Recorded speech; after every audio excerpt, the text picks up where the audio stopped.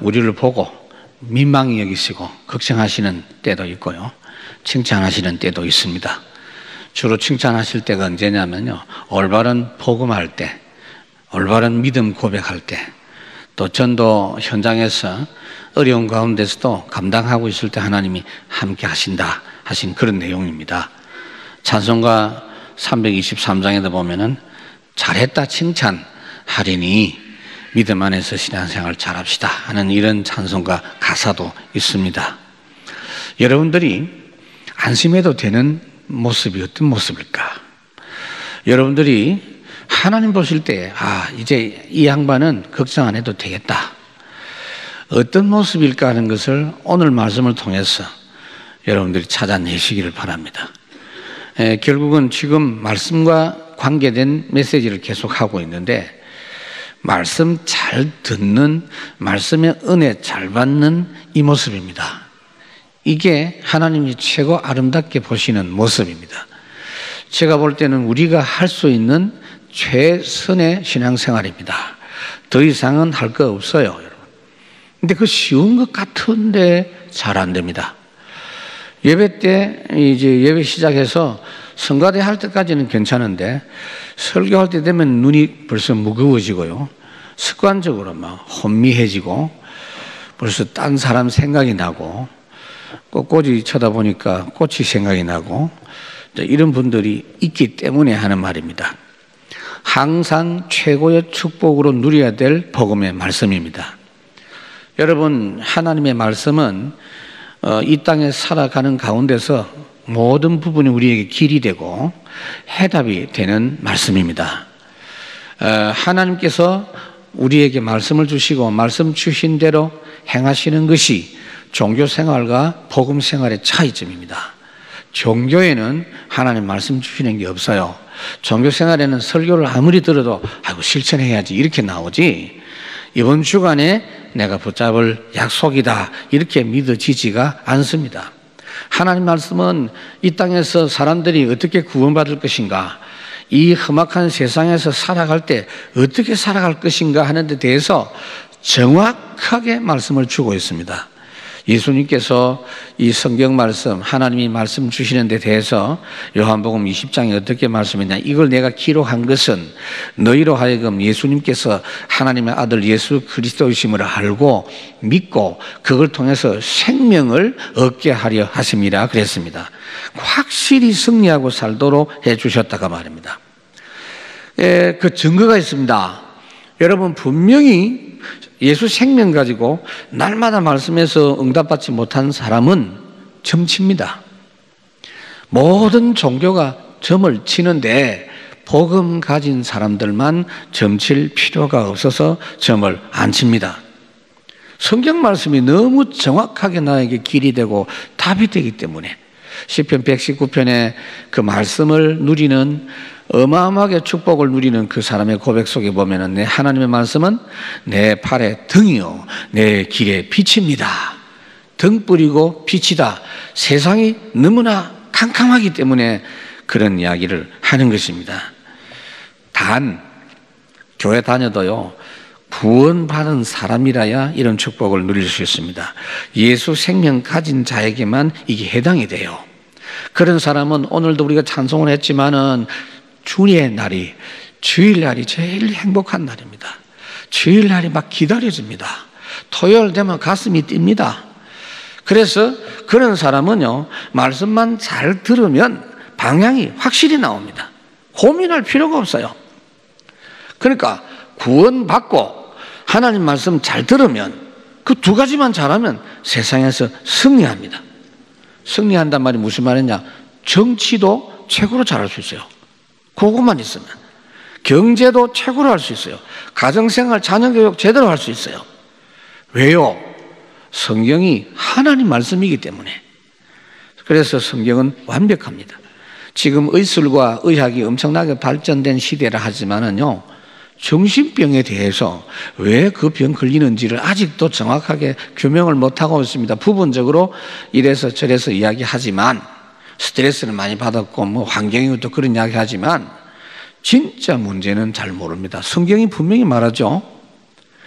구원 못 받은 불신자는 전부 정신이 안 좋다. 평안이 없어요. 구원 못 받은 사람은 시간이 가면 갈수록 마음이 힘들고 우울해져요. 간단합니다. 해결책 간단합니다. 왜 자꾸 사고가 생기고 왜 이 땅에 재앙이 끊이지 않는가? 성경은 그 이유와 해답을 확실히 밝히고 있습니다. 그런데 이 하나님의 말씀이 완벽합니다만 나와는 상관이 없어요. 사실은 나와 상관 있어지려고 하면 그리스도를 소유해야 돼요. 예수 그리스도의 비밀을 가져야 돼요. 예수 비밀 없는 사람은 하나님 말씀이 아무리 정확해도 나하고는 상관없어요. 저는 그런 분들을 제법 봤거든요. 제가 부교역자 시절에 교회를 섬길 때 봤는데요. 교인 중에 집사님 한 분이 교회 근처에 살면서 이 철물점을 해요. 남편은 그 가게도 보지만 주로 부인이 봐요. 남편은 어디 공사하는 일터에 가가지고 수리도 하고 일도 하고 하는데 이 부인이요 집에서 뭘 하느냐면요 이 교인들하고 기도하고 점을 쳐줘요. 그게 점이지 뭐. 기도하면서 막 이야기해줘요. 내가 가면요 딱 날 쳐다보면서 전도사님은 앞으로 미국 가겠네 이러면서 뭐. 그 미국 갔다 왔잖아요 내가. 그런데 한 개 더 이야기해요. 전도사님이 우리하고 같이 기도 그룹에 참여해야 되는데 이런다고. 자 그래 하다가 이 사람 망했어요. 그 점을 잘 칠 때 자기 점은 안 나왔는지 망했어요. 그래가지고 경제사범이 돼가지고 우리나라 경제사범은 교도소 가잖아요. 교도소에 있다가 그 안에서 점을 쳐 죽겠지. 나와가지고는 교회는 안 오고 아예 점집을 차렸어. 그러면 교회 다닐 때 점친 거하고 교도소 나온 뒤에 점친 거하고 같아요, 달라요? 여러분 생각해 보세요.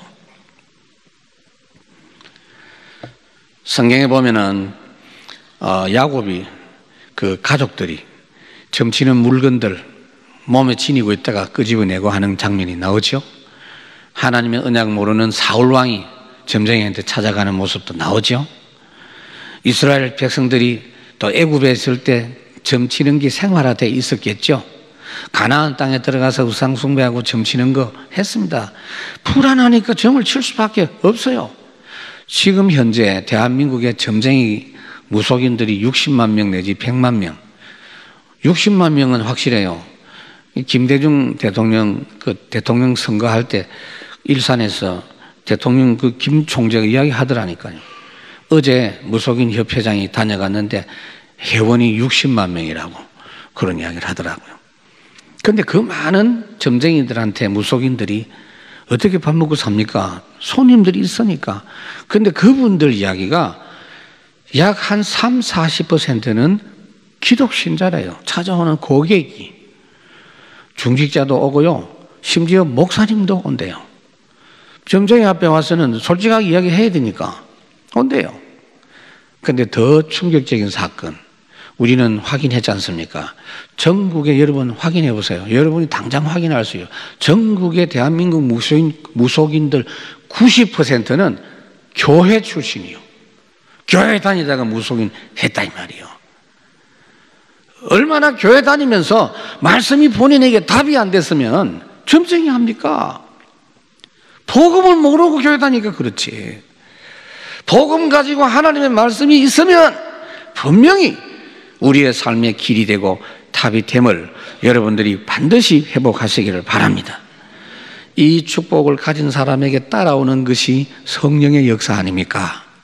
하나님은 말씀만 주시는 게 아니고 성령의 역사로 우리에게 역사하십니다. 성령이 우리에게 내주하시면서 우리가 깨닫게 하시고 깨달은 그것이 분명히 믿어지고 성취되게 하는 역사를 보도록 해 주십니다.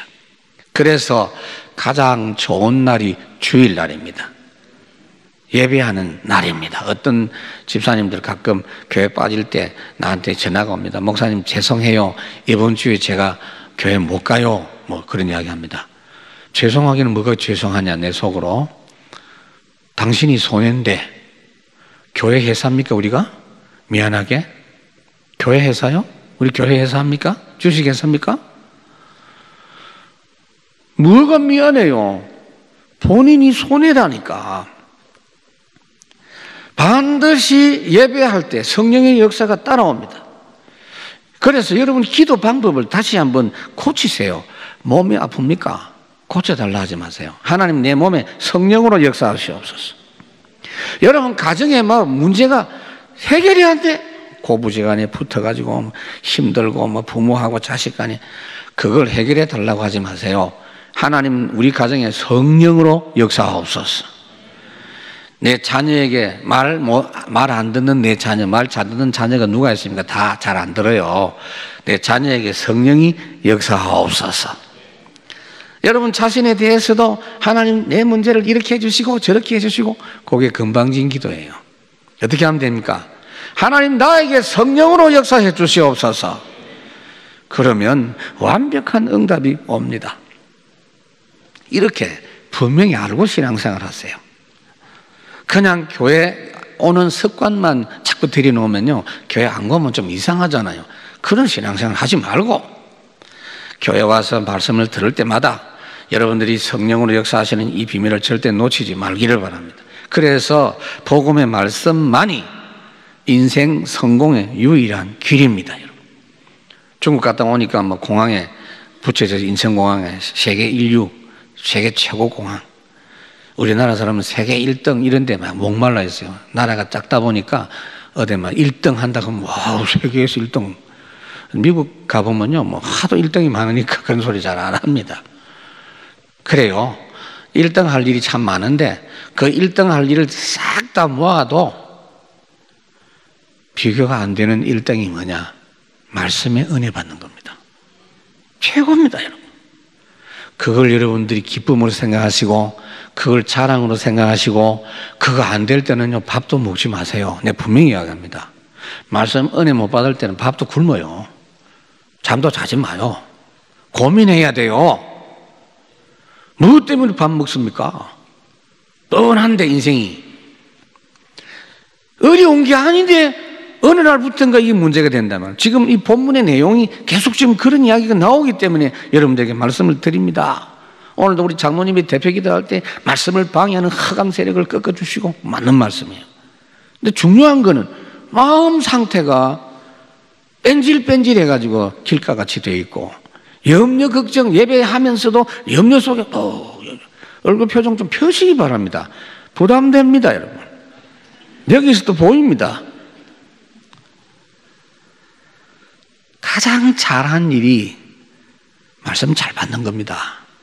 예수 잘 믿는 내용이 뭐냐? 말씀 은혜 받는 그게 다요, 다. 지난 주간에 우리 이미숙 전도사님 어머님이 천국으로 가셨죠. 그래서 우리 권사님 저는 살아생전에 만나서 대화해 보면 복음에 대해서 확실해요.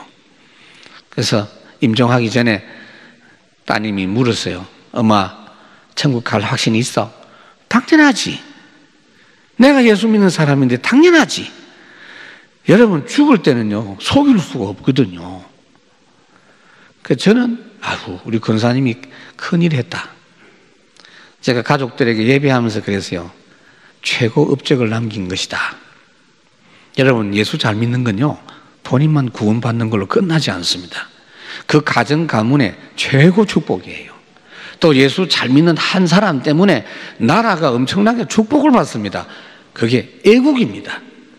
그 어떤 업적보다도 더 큰 업적인 줄로 믿습니다. 그래서 여러분들이 알고 보면 하나님의 말씀이 은혜 될 때, 그때에 응답을 최고로 많이 받는 시간이에요.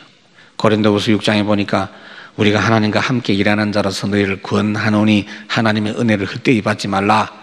이러시되 내가 은혜 베풀 때에 나에게 듣고 구원의 날에 너를 도왔다 하셨으니 보라 지금은 은혜 받을 만한 때에 보라 지금은 구원의 날이로다. 무슨 말이죠?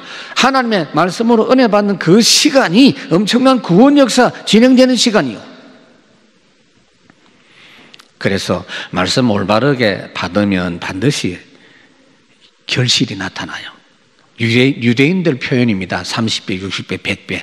이스라엘 사람들의 표현 방법이에요. 그게 필요한 대로 결실이 다 나타난다 그 말이에요. 여러분, 말씀이 왜 중요하냐면 하나님이 말씀으로 오셨기 때문입니다. 이 땅에 말씀으로 계셨던 분이 말씀으로 오셨다 그랬습니다. 그래서 우리가 말씀 바르게 받는 것이 중요하고, 그 바르게 받기만 하면 막바로 하나님이 역사하십니다. 우리가 할 일은 그것뿐입니다. 사도행전 2장에 보면 초대교회의 모습이 나옵니다. 가난하고 힘들고 어려운 사람들입니다. 그런데 뭘 합니까? 저희가 사도의 가르침을 받아 그러잖아요. 설교 시간은 말씀 받는 시간이요, 강의 시간하고 달라요. 저는 이 설교 때는 칠판 안 씁니다, 개인적으로. 왜냐, 여러분 오해할까 싶어서. 강의 시간으로 생각할까 싶어서, 공부하는 시간으로 생각할까 싶어서. 아닙니다. 하나님이 여러분들의 한 주간을 미리 아시고 여러분들에게 언약을 주시는 시간입니다. 딱 붙잡아야 돼요. 그래서 초대교회 때 사도의 가르침을 받은 그걸 가지고 성도 간에 교제하고, 그 내용을 갖고 서로 포럼하고 떡을 떼고 기도하고, 그거 가지고 현장에 가서 날마다 성전에서 집에서 축복을 누리니까 그것만 했는데 경제 문제 해결되고, 건강 문제 해결되고, 피방 문제 해결되고, 전도는 전도대로 되고, 날마다 구원받는 역사 일어나고, 지역 사람들에게 칭찬 듣는 역사가 일어났다. 누가복음 10장에 보면은 자매지간 대조적인 여자 둘이 나오지요. 마르다, 마리아. 둘 다 예수님 사랑해요, 둘 다. 그런데 신앙생활 방식이 확연하게 차이가 나죠. 마르다는 늘 분주했다. 예수님께 뭘 많이 대접해 드릴까? 주님을 위해서 무슨 일을 많이 할까? 항상 그렇게 생각했다 그랬어요. 그래, 자기가 열심히 일하고 예수님 위해서 음식장만 할 때 동생 마리아가 예수님하고 이야기하고 있으니까, 예수님 제 철이 없습니다, 제 좀 구정 좀 해주세요. 이러니까 예수님이, 철은 네가 없느니라. 너는 지금 많은 일을 해야 되고 뭘 그 반찬도 많이 하느냐, 뭐 일도 몇 가지만 하고 반찬도 한 가지만 하면 안 되냐? 네 동생은 지금 좋은 걸 붙잡았기 때문에 빼앗기지 않는다. 마리아가 일도 안 하고 메시지만 듣고 있는 줄 아세요? 그래서 한때 여러분들도 오해했잖아요. 일하면 마르다고, 메시지만 듣고 있으면 마리아고. 아닙니다, 여러분. 마리아는요, 다른 사람이 모르는 일을 했고, 다른 사람이 흉내도 못 내는 일을 했고, 영원한 일을 해서 천년의 응답을 받았습니다. 그게 최고입니다. 거기서 모든 것이 출발됩니다. 여러분, 다른 부분에 방해받지 않고 설교 말씀만 잘 들어도 성공합니다. 말씀을 똑바로 못 받는데 다른 것에 신경 쓰는 것은 어리석은 짓입니다. 제가 말씀드렸잖아요. 성전 건축할 때 건축원금 그냥 하지 마라. 11조의 비밀을 아는 사람이 해라 그랬어요. 11조도 모르면서 뭐 건축원금 한다고 하느냐. 비슷한 이야기입니다. 그런데 여러분들이 오늘 본문에서 비유를 세 가지 만날 수 있어요. 하나는 가라지, 하나는 누룩, 하나는 겨자씨, 세 가지입니다. 알곡과 함께 가라지가 교회 안에 있다 그랬어요. 교회 안에는 복음을 가졌지만 구원은 받았는데 아직도 규모가 없고 영적 문제로 시달리고 아직도 막 갈급해하고 또 너무 좀 육신적인 부분에 눈이 아직도 밝은 이런 성도들이 있어요. 이런 사람들은 인내하면서 도와주면서 기다려야 됩니다. 그러나 아예 종류 자체가 다른 사람이 교회 안에 있다. 말하자면 천국 소속이 아니고 나중에 지옥 갈 사람, 이게 가라지라. 가라지가 교회 안에 있다. 천상교회는 있을 수 없는 일이고 지상교회에서는 그런 일이 있다. 왜요? 지상교회에서는 사단도 활동하기 때문에 가라지를 뿌리고 간다 그랬어요. 교회가 시험이 들거나 영적으로 약할 때는 가라지 숫자가 많아져요. 오늘 본문 25절에 보면은 교회 성도들이 잠자고 있을 때 가라지를 뿌린다. 바리새인들처럼 교권 싸움 할 때 가라지를 뿌린다 그랬어요. 이 가라지와 알곡이 처음에는 구분이 잘 안 되고 비슷합니다. 시간이 지날수록 그 정체가 드러납니다. 이걸 여러분 쉽게 알 수 있는 게요, 비슷해요. 옛날에 논농사 현장을 보신 분들은 알 겁니다. 모르는 사람은 굉장히 어리거나 아니면 엄청난 발전된 현장에서만 살았던 사람입니다. 논농사에 보면은 피가 있어요, 피. 피, 그거는요, 분명히 안 심었는데 나거든, 피. 처음에는 구분이 안 돼요. 비슷해가지고. 이게 이제 이삭이 나올 때 벼는 하얀 걸로 나오는데 피는 시커먼 게 나와. 그래서 부지런히 김 메고 피 뽑은 데는 가보면은 그렇지. 그냥 놔두면요, 한 10%만 피가 나도 온 밭이 피밭이요. 그래서 막 피농사 했네 이런 이야기도 하고 막 그러는데, 부지런히 뽑아도 피가요 몇 개는 있거든. 전혀 없을 수는 없어요, 논에. 그래서 어떻게 해야 됩니까? 이럴 때 지상교에서 이 피 같은 가라지가 있다 이 말이요. 피는 처음부터 피요 끝까지 당장 처리해야 된다 이렇게 주장할 수 있겠죠. 오늘 본문 27절부터 보십시다. 집주인의 종들이 와서 말하되 주여 밭에 좋은 씨를 뿌리지 아니하였느냐. 그런데 가라지가 어떻게 생겼습니까? 주인이 이르되 원수가 이렇게 하였구나. 종들이 와서 말하되 우리가 그러면 이것을 뽑기를 원하십니까? 주인이 이르되 가만두라. 가라지 뽑다가 곡식까지 뽑을까 염려하노라. 둘 다 추수 때까지 함께 자라게 두라. 추수 때 내가 추수꾼들에게 말하기를 가라지를 먼저 거두어서 풀사르게 단을 묶고 곡식은 모아 내 곡간에 넣으라 그랬습니다. 주님의 생각은 뭐냐? 그냥 두어라. 가라지 처리하다가 알곡 다칠라 그 말이에요. 그 민주국가와 공산국가 법 정신 차이가 뭐냐면은, 민주국가에서는요 죄 지은 사람을 벌 주는 것도 목적이지만 죄 없는 사람 다치지 않도록 하는 게 더 중요하게 다루는 내용이에요. 여러분들이 볼 때 막 공산주의 지지하고 막 북한 찬양하는 저런 것들을 전부 막 모조리 막 군사 정권 때처럼 막 3천 교육대 집어넣고 그러면 속 시원하겠다 싶지만요, 지금 우리나라가 엄청 발전돼 가지고 그래 안 합니다. 왜 그러느냐? 도둑놈 10명 잡는 것보다 억울한 사람 1명 없도록 하려고 하는 겁니다. 이게 앞선 나라의 법 정신이고요. 공산주의는 뭐냐? 그 옆에 있었던 놈까지 몽땅 다 같이 단체로. 그 사람들 유물론 사상에서 그렇게 하기 때문에. 이번에도 중국 이야기 들으니까 사형이 중국에는 많아요. 마약 어떻게 원하다 걸리면 사형이 많대요. 사형 집행 많대요. 역시 공산주의 맞구나. 한국은요 가능하면 사형 안 시키려고 하잖아요. 이 무슨 말이냐면요, 가라지도 중요하지만은 알곡이 더 중요하다. 가라지 뽑다가 알곡 다치면 안 된다. 이상하죠. 교회에 가라지 가르친 적도 없는데 가라지가 생겨. 마귀가 그렇게 한다 그랬어요. 여러분, 평생 동안 예수 믿고 죽을 때 예수님 모른다고 하는 사람 있거든요. 중지자중에도 있고 있어요. 새벽기도 다니고 헌신하고 열심히 신앙생활하고 모습, 형상만 갖춘 신자. 그렇게 마귀가 속일 수 있어요. 계시록 12장에 보니까 온 천하를 속이고 꿰는 사탄이라 그랬어요. 그래서 여러분들이 앞으로 교회에서 신앙생활을 할 때 이 부분을 꼭 명심하셔야 돼요. 시편 37편에 보면 악을 행하는 자 때문에 불평하지 말고 옆에 불의를 행하는 사람 때문에 시기하고 분을 내지 마라. 왜? 그렇게 하는 것 자체가 행하게 치우칠 뿐이다. 무슨 말이냐?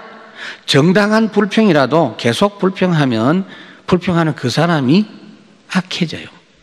그 다음에 듣는 사람에게도 유익이 없어요.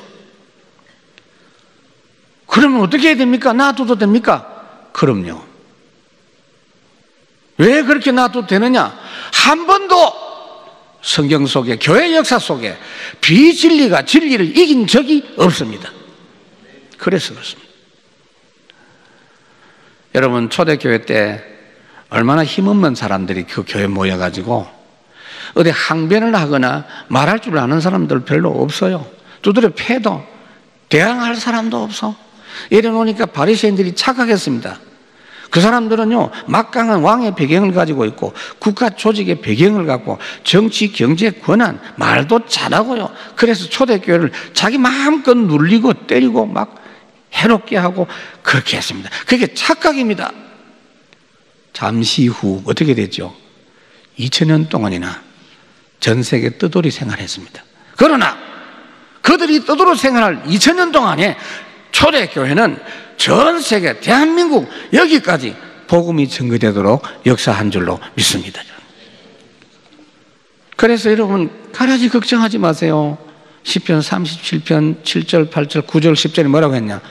진실로 악을 행하는 자들은 끊어질 것이나 여호와를 소망하는 자들은 땅을 차지하리라. 잠시 후에 악인이 없어지리니 내가 그것을 눈을 닫고 살펴봐도 없으리라.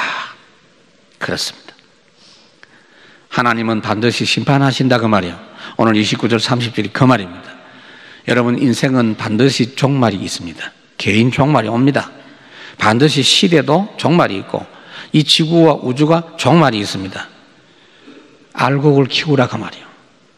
두 번째로 이제 겨자씨인데요. 복음 겨자씨, 큰 나무로 자라가는 복음 겨자씨. 복음 가진 자에게는 겨자씨처럼 보잘것없는 그런 때가 있어요. 특히 어려운 때가 있어요. 잘 될 때는 문제가 없는데 잘 안 될 때 외로울 때가 문제입니다. 그런데 그게요 굉장히 중요한 시간이에요.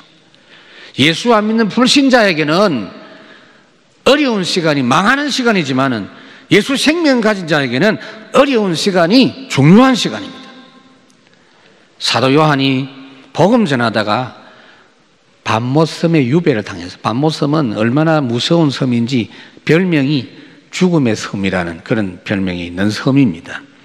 거기서 무섭고 답답한 시간을 보낼 때 하나님은 사도 요한에게 시대적인 말씀을 보게 하시고 기록하게 하신 것이 요한 계시록입니다. 그거 찾아내게 했어요. 다니엘 6장에 보면은 모든 사람이 자기를 죽이려고 작당을 했고 법적으로 자기는 이제 어려움을 당하게 됐고 왕도 자기 편인데 속아가지고 도장을 다 찍어버렸어요. 이제는 자기는 빼도 박도 못해요. 그런 상황에서 감사했더라. 무슨 말이죠? 하나님의 계획을 그 속에서 붙잡고 있었어요. 그 시간이 자기한테 중요한 시간인 줄 알았어요. 요셉이 노예로 끌려갈 그 시간에 창세기 45장에는 뭐라고 했느냐?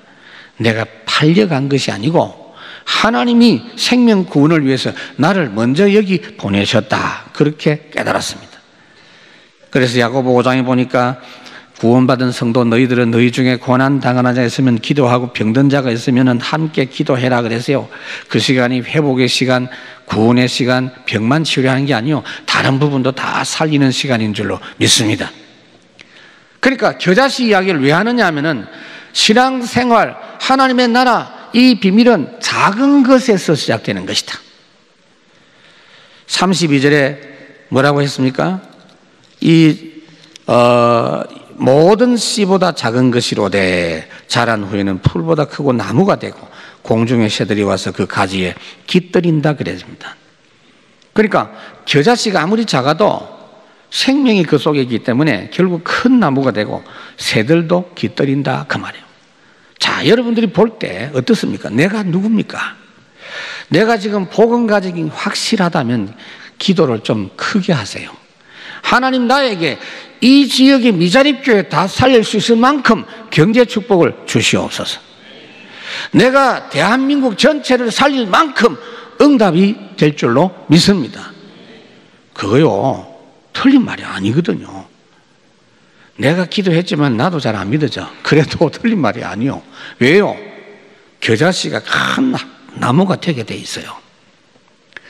뭐 대단한 일을 해야 대단한 역사가 일어나는 게 아닌 줄 알아란 말이에요. 지금 겨자씨가 얼마나 작으냐, 여러분 볼펜 가지고 종이에 쿡 누르지 말고 그냥 점 하나 찍어봐요. 그게 겨자씨예요. 겨자씨 사이즈 그밖에 안 돼. 만약에 겨자씨를 새들한테 모이를 주면요 새들도 그들도 보지도 않을 거예요. 이걸 먹으라고 주나.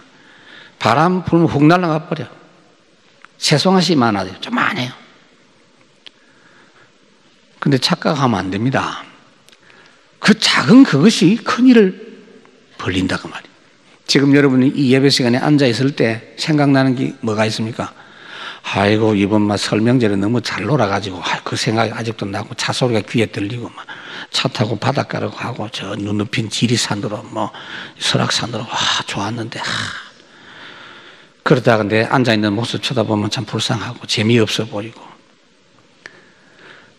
모든 씨보다 작게 보일 수 있습니다. 여러분 처음 예수 믿을 때 어느 것이 큰 축복인지 구분이 잘 안 되지만 착각하면 안 돼요. 어떤 사람 그래요. 목사님 저는 요새 그냥 뭐 잘 있습니다. 그게요 보통 역사가 아닌데 그냥 잘 있습니다. 얼굴이 아무 감동이 없어.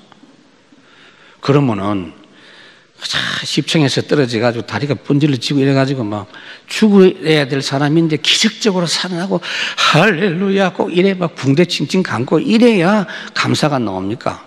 그냥 안 떨어지고 계속 가는 그게 좋은 거 아니에요? 한번 떨어져 볼랍니까? 겨자씨처럼 아무것도 없는 게 이게 굉장히 감사할 일이에요. 그냥 평범하게 오늘도 복음 말씀 듣고 기뻐하는 이것이 굉장한 역사로 나타나는 줄 믿으시길 바랍니다. 가치를 알아야 돼요. 가치를. 이 복음이 얼마나 귀하다는 것을 알고 라버트 토마스 선교사가 1866년도에 대동강까지 올라왔죠.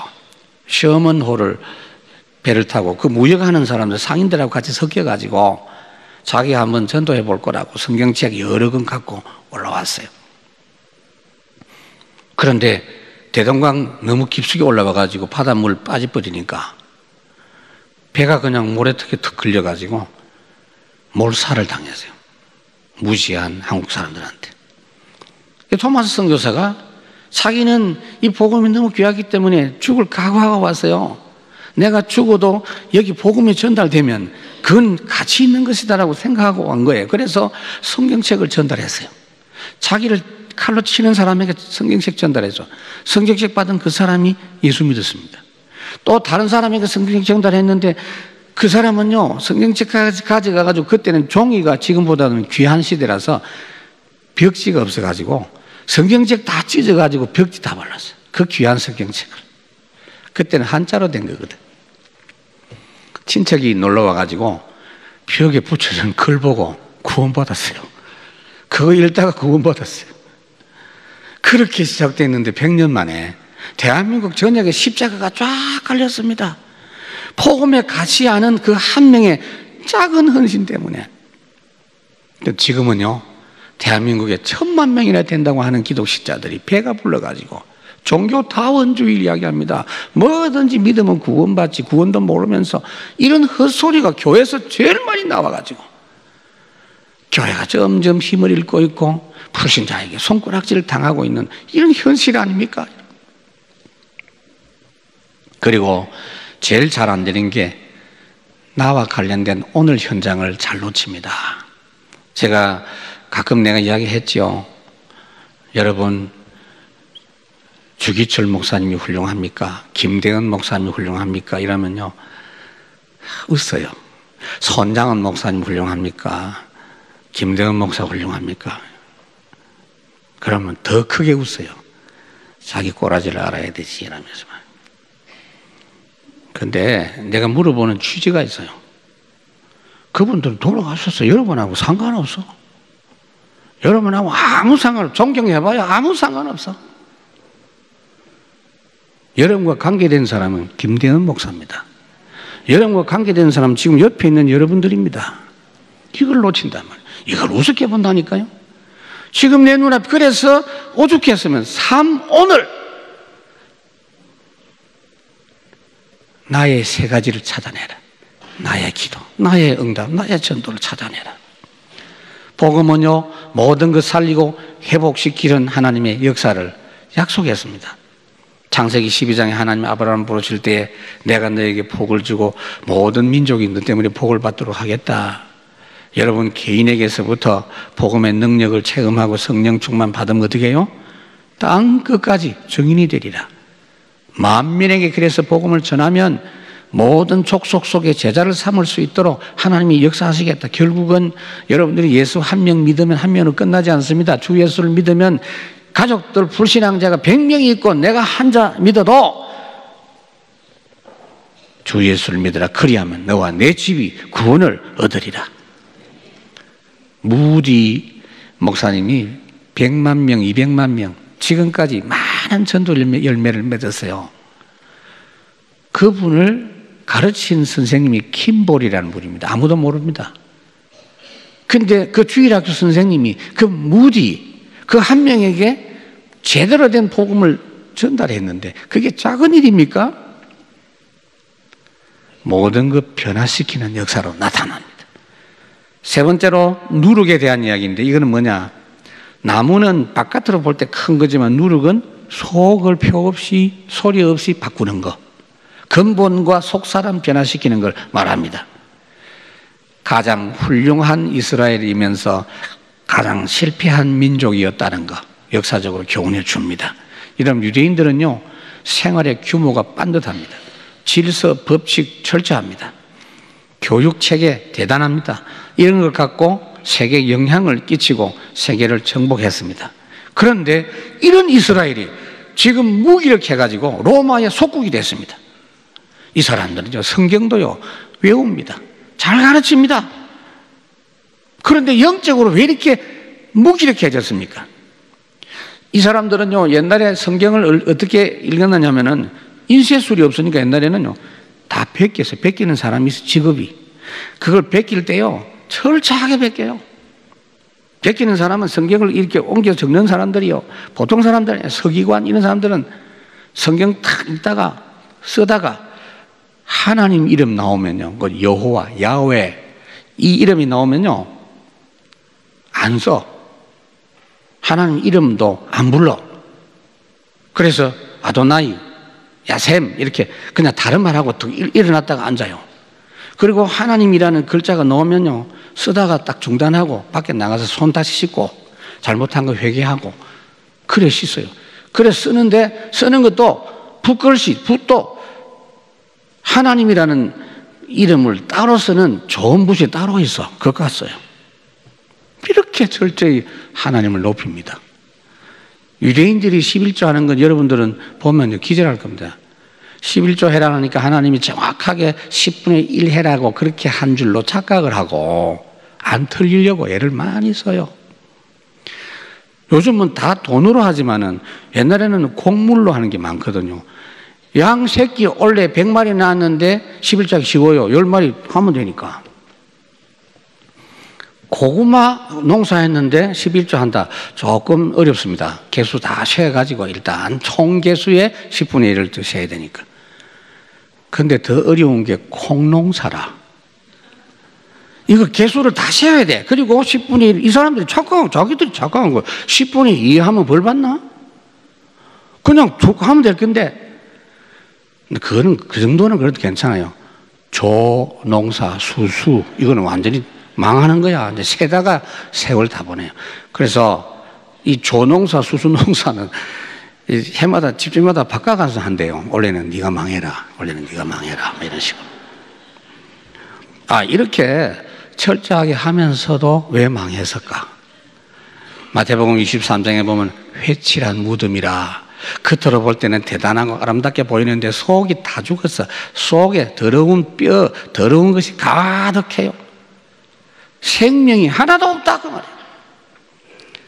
그래서 요한복음 3장에 보면은 니고데모, 바리새인 중에 니고데모라는 사람이 있는데 유대인의 지도자라, 사내들인 공회의 회원이라, 유대인들 최고 유대인이라 이 사람은. 그런데 가장 중요한 거듭남을 몰라. 예수 영접이 뭔지 몰라.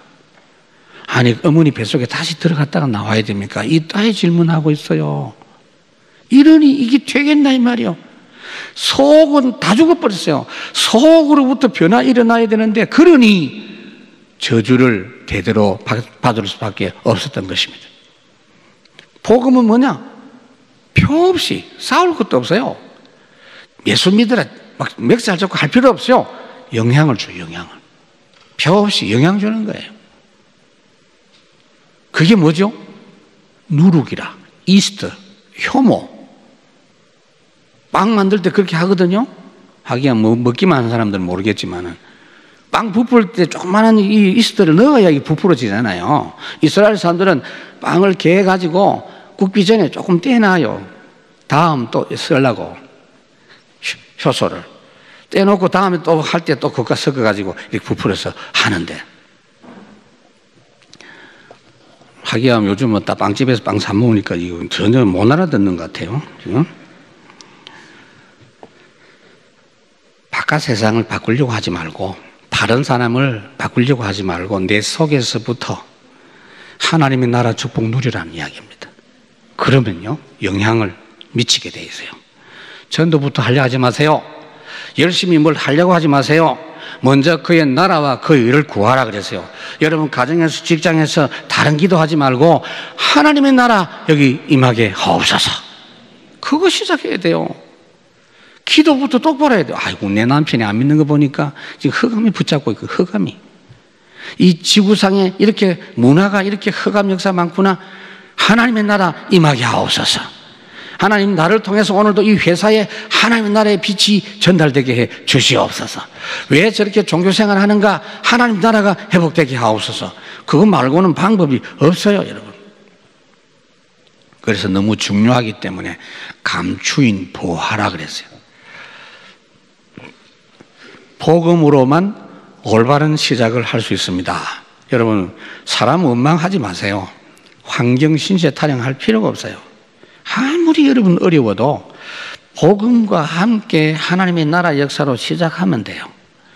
우리 집사님 저기 앉아 있는데 저 충청도 청양 쪽에 이 가축이 어떻다 또 전염병 걸렸는데 어떨까 내가 걱정을 했는데 저 앉아 계시는데, 이 전염병이 이게 무섭거든요.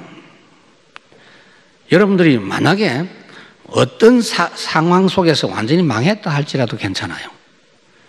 그 상태에서 하나님 나라로 출발하시기 바랍니다. 지금 하나님 아브라함 부르실 때 조건이 있었어요. 잘 보세요. 본토 친척 아버지 집을 떠나 내가 내게 지시한 땅으로 가라 그랬거든. 이 말을 처음에 못 알아들어가지고, 그래도 내가 부담되는 아버지는 놔두지만은 내 자식이 없는 조카 이거 데리고 가야지.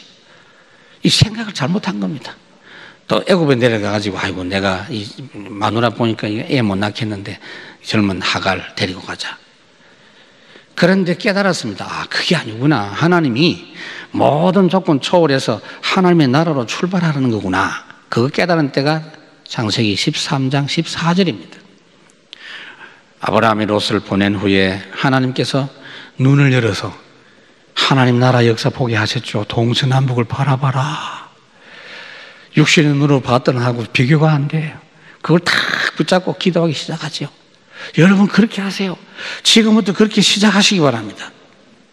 예수님이 성천을 하시기 전에 제자들이 예수님 이제 주님이 우리나라 회복시켜 주시고 가시죠? 지금 회복할 때죠? 이렇게 물으니까 예수님이 그 중요한 게 아니다. 지금 이 상태에서 회복돼 본들 뭐 하겠냐? 오직 성령이 너에게 임하면 하나님 나라 회복되거든요. 그거부터 해라. 새로 시작하면 돼요. 복음으로. 오늘 여러분들이 이 말씀 붙잡으세요. 겨자씨처럼 보잘것없는 것에서 복음 누리면 계속해서 확산되고, 누룩처럼 여러분 개인 속 안에서부터 언약의 말씀 붙잡고 하나님 나라 누리면 여러분 주변이 변화되게 돼 있고, 옆에 까라지가 아무리 많아도 개의하지 마세요. 그건 하나님의 소관입니다. 여러분들은 열심히 알곡을 농사하시기를 바랍니다. 날마다 내가 복음의 맛을 잃고 있지는 않은가? 날마다 이 복음의 비밀이 지속되고 있는가? 이걸 여러분들은 체크하시기를 바라고, 절대 속지 마시고 작은 것에서 송성된 여러분 되시기를 바랍니다. 혹 이런 말 하는데도 목사님 나는 여기 설교가 잘 안 들리고 설교 때만 되면 이렇게 졸음이 오는지, 오늘 치료받기를 바랍니다. 성찬식을 통해서 치료받기를 바랍니다. 주님이 피 흘려서 살찌려 주신 이 성찬 예식을 통해서 여러분들의 말씀에 대한 귀가 열리고 눈이 열려지는 시간이 되기를 바랍니다. 기도합니다. 하나님 감사합니다. 오늘 이 시간에 성찬 예식을 하나님 우리에게 허락해 주심으로 예수 그리스도께서 십자가에 죽으시고 부활하시고 성천하신 이 놀라운 구원의 역사를 저희가 다시 한번 확인하면서 주님의 살과 피를 기념하고자 합니다. 예수께서 이르시되 내가 진실로 진실로 너희에게 이르노니 모세가 너희에게 하늘로부터 떡을 준 것이 아니라 내 아버지께서 너희에게 하늘로부터 참 떡을 주시나니 하나님의 떡은 하늘에서 내려 세상에 생명을 주는 것이니라. 예수께서 이르시되 나는 생명의 떡이니 내게 오는 자는 결코 줄이지 아니할 터요 나를 믿는 자는 영원히 목마르지 아니하리라. 주님, 그렇습니다. 이 사실이 나에게 오늘 회복되고 체험되게 해 주시옵소서. 생명의 떡이신 예수 그리스도, 생명의 말씀이신 주의 복음 말씀이 나에게 오늘도 새롭게 회복되고 참맛을 회복하는 치유의 시간 되게 하옵소서. 우리 주 예수 그리스도 이름으로 기도하옵나이다. 아멘.